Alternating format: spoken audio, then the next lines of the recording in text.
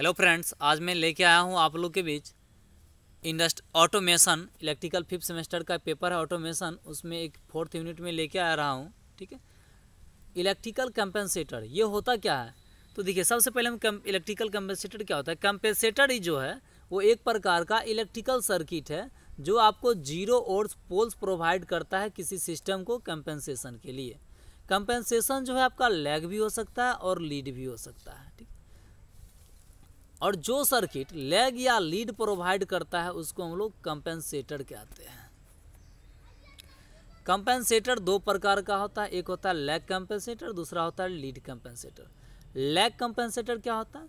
कहता है it is an electrical circuit. ये एक प्रकार का इलेक्ट्रिकल सर्किट होता है जो आपको साइनोसॉइडल आउटपुट प्रोवाइड करता है, जिसमें कुछ सम फेज जो होता है उसका लैग होता है इनपुट सप्लाई के कंपेरिजन में। उसको हम लोग लैग कंपेंसेटर कहते हैं।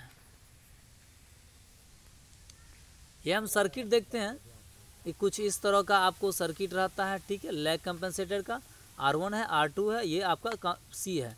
अब इसका हम लेप्लास लेते हैं तो R1 का लेप्लास R1 ही होगा, R2 ही होगा, लेकिन C का लेप्लास जो होता है 1/CS हो जाता है। ठीक है, तो अब हम लिखेंगे ट्रांसफ़र फंक्शन। ट्रांसफ़र फंक्शन बराबर आप क्या जानते हैं, आउटपुट और बट्टा में इनपुट। यदि आउटपुट आप लीजिएगा तो क्या होगा, ऐसे देखिए R2 में R2 + CS 1/CS, तो आउटपुट में हम लिखा R2 + 1 + CS। इनपुट में देखिए R1 + R2 + 1/CS, R1 + R2 + 1/CS।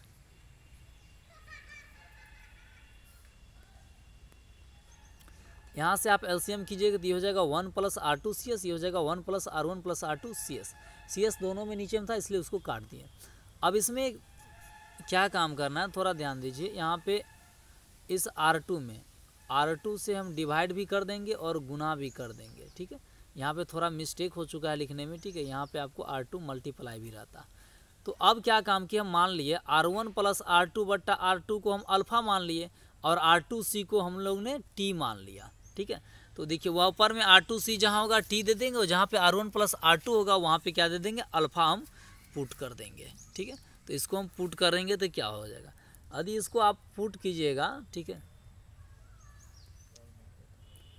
तो आपका आउटपुट जो होगा 1 + TS हो जाएगा और इनपुट जो होगा 1 + अल्फ़ा TS हो जाएगा। ठीक है, अब हम क्या काम करते हैं यहाँ से,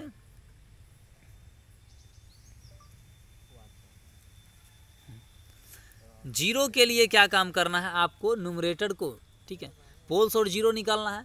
तो जीरो के लिए हमको क्या काम करना होता है, जो न्यूमरेटर है उसको जीरो बराबर करेंगे तो TS बराबर क्या हो जाएगा, -1, या S बराबर क्या हो जाएगा, -1/T। ठीक है, और दूसरा देखते हैं पोल्स के लिए आपको डिनोमिनेटर को जीरो के बराबर करना है।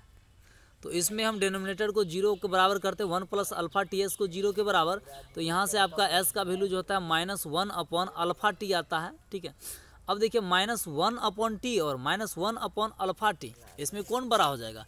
अब स्पष्ट है जब भाई -1/अल्फ़ा T, 1/अल्फ़ा T छोटा है और 1/T बड़ा है, बट माइनस लगा है जिसके कारण से आपका -1/अल्फ़ा T क्या है, वो आपका लार्ज हो जाएगा। ठीक है, अब इसको हम एक इमेजिनरी एक्सिस और रियल एक्सिस पे इसको रिप्रेजेंट करेंगे। ठीक है, इसका तो ये आप जानते हैं, ये जो है आपका रियल एक्सिस होता है और ये आपका इमेजिनरी एक्सिस होता है। ठीक है, तो आपने देखा था जो पोल्स का वैल्यू आया है वो आपका क्या है, -1/अल्फ़ा T, ये पहले होगा। ठीक है, चूँकि बड़ा क्वांटिटी है, और -1/T आपका जीरो का वैल्यू है। ठीक है, इस जीरो स्पष्ट है, इससे छोटा होगा। जीरो को जीरो से ही हम रिप्रेजेंट करते हैं और पोल्स को हम लोग क्रॉस से रिप्रेजेंट करते हैं, पोल से, और जीरो को हम लोग जीरो से ही रिप्रेजेंट करते हैं। आप यहाँ पे देख रहिए, और एक बात याद रखिए, पोल्स जो होता है, ठीक है, वो पॉजिटिव फेज सीक्वेंस देता है, और जीरो जो होता है वो निगेटिव, सॉरी, जीरो जो होता है वो पॉजिटिव फेज दिखाता है और पोल्स जो होता है वो निगेटिव फेज दिखाता है। यहाँ पे आपका क्या है, जो आपका पोल्स जो है वो जीरो के ज़्यादा करीब है, मतलब यहाँ पे पोल्स का इफेक्ट ज़्यादा होगा, मतलब यहाँ पे निगेटिव इफेक्ट ज़्यादा होगा। इस मतलब क्या, ये लैग करेगा, निगेटिव इफेक्ट का मतलब क्या, लैग करेगा। इसलिए इस तरह के कंपेंसेटर को हम लोग क्या बोलते हैं, लैग कंपेंसेटर कहते हैं। अब मैक्सिमम फेज, हम फेज एंगल पहले निकालते हैं, फेज एंगल क्या होगा। ठीक है, कहता है since pole is near to imaginary compare to zero, यानी जीरो के कंपेयर में पोल जो है वो इमेजिनरी के ज़्यादा करीब है। Pole give negative phase, pole जो होता है निगेटिव फेज देता है। So in this negative phase effect remains, इसलिए इसमें निगेटिव फेज इफेक्ट रहता है, इसलिए हम लोग इसको लैग कंपेंसेटर भी कहते हैं। अब हम S बराबर जे ओमेगा पुट करते हैं, तो S बराबर आप जे ओमेगा पुट कीजिए, जे ओमेगा पुट कीजिए, तो आप यहाँ से फाई का वैल्यू निकाल सकते हैं। ठीक है, फाई बराबर फॉर्मूला होता है tan inverse imaginary upon real. ठीक है, तो यहाँ पे रियल का आप देख सकते हैं, रियल आप देखिए आपने लिखा है 1 प्लस जे ओमेगा टी, तो आपका इमेजिनरी क्या है ओमेगा टी दिया, और रियल क्या है 1 है, तो ओमेगा टी में 1 से यदि डिवाइड करेंगे तो डायरेक्ट ओमेगा टी भी लिख सकते हैं। इसी तरह से नीचे वाला माइनस, ठीक है, अब जो डिनोमिनेटर का पार्ट है उसका लिखिए tan inverse imaginary upon real, तो यहाँ इमेजिनरी क्या हो जाएगा अल्फा ओमेगा टी, और रियल तो यहाँ भी 1 ही है, तो इसको हम डायरेक्ट ये लिख दिए। ठीक है, अब है to find maximum phase angle differentiate phi with respect to omega and equate to zero. यदि आपको मैक्सिमम फेज एंगल निकालना है तो फाई को आप क्या काम कीजिए, ओमेगा के रिस्पेक्ट में डिफरेंशिएट करके जीरो के बराबर कीजिए। तो अब हम इसको ओमेगा के रिस्पेक्ट में इसको डिफरेंशिएट कर रहे हैं, इस टर्म को भी। ठीक है, तो हम देखते हैं क्या आएगा। ठीक है, अब देखिए यहाँ पे ओमेगा के रिस्पेक्ट में डिफरेंशिएट कर रहे हैं, तो ओमेगा वेरिएबल होगा, लेकिन अल्फा और टी क्या होगा कांस्टेंट होगा। तो आप इसको u अपॉन v वाला फॉर्मूला लगा के इसको भी डिफरेंशिएट कीजिए, इसको भी डिफरेंशिएट कीजिए। ठीक है, डिफरेंशिएशन आता होगा वहाँ से कीजिएगा, ये दोनों वैल्यू आएगा। अब इसको हम क्या करना है, जीरो के बराबर करना है। अब हम जीरो के बराबर इसको करते हैं। ठीक है, तो अब देख लिए यहाँ पे हम इसको जीरो के बराबर कर दीजिए, ये इधर माइनस था तो इधर आएगा तो ये क्या हो जाएगा प्लस हो जाएगा। ठीक है, अब देखिए यहाँ से हमने क्या काम कर दिया, दोनों को बाय क्रॉस कर दिया। ठीक है, अब इसको हम क्या काम किए हैं, यहाँ पे देखिए alpha omega square T square किधर लाए माइनस में, अल्फा तो इधर आपका प्लस है ही, और 1 इधर प्लस है तो इधर आ गया तो माइनस हो गया। इसमें से देखिए alpha omega square T square common आएगा, तो इसमें से क्या बचेगा अल्फा बचेगा, और इसमें से कुछ नहीं है तो -1 बचेगा।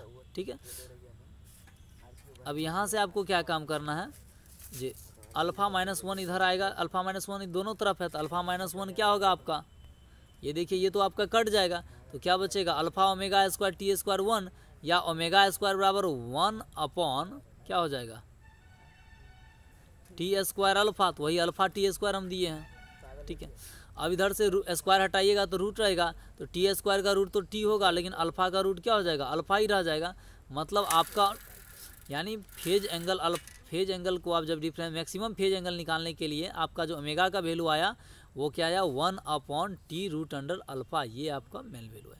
अब इसको क्या काम करेंगे, हम इक्वेशन में पुट कर देंगे। ठीक है, तो फाई एम निकालने के लिए क्या काम किए, हम अल्फा के जगह पे जो ओमेगा का जो वैल्यू आया वो पुट किए, पुट करेंगे तो आपको टी तो नीचे भी ऊपर दोनों कट जाएगा, इसमें भी आपको टी कट जाएगा और ये वैल्यू आपका आ जाएगा। ठीक है, यानी ये आपका फाई एम का वैल्यू निकलता है। यहाँ पे देखिए रूट अल्फा को अल्फा से काटेंगे तो क्या बचेगा रूट अल्फा बचेगा, ये आपका फाई एम का वैल्यू हो गया। ठीक है, अब यहाँ से आप जानते हैं इसको टेन इनवर्स, इसको x मानिए इसको y मानिए, तो tan inverse x minus y का फॉर्मूला होता है, क्या फॉर्मूला होता है tan inverse x minus y बट्टा 1 प्लस एक्स वाई। तो इस फॉर्मूला पे देख रहे हैं इसको x इसको y 1 plus x into y. ठीक है, अब इसको हम जब हल करते हैं तो मेरा वैल्यू आता है tan inverse 1 minus alpha upon 2 root alpha. ठीक है, तो इसी के साथ ये वीडियो को अच्छा लगे तो लाइक कर दीजिएगा।